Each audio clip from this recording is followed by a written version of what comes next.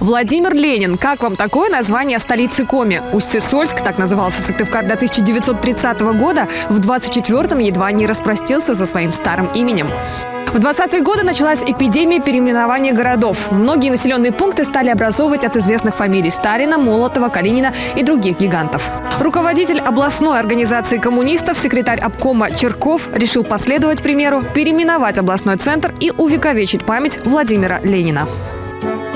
22 февраля 1924 года газета «Юготуй» сообщала: «Кажется, не бывало еще у нас такого многолюдного собрания, как открытое общегородское собрание коммунистов 20 февраля.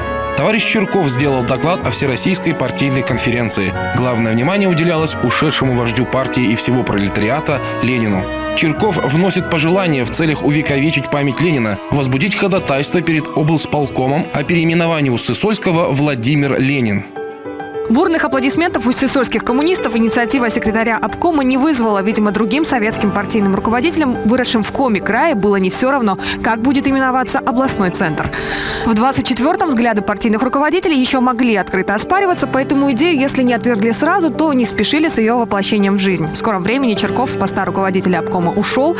Так Сыктывкар и не стал городом Владимир Ленин. Интересно, как развивались бы события, если мысль о переименовании пришла первому секретарю обкома, например, спустя десятилетия. В то время едва ли кто-то смог спорить с первым лицом республики.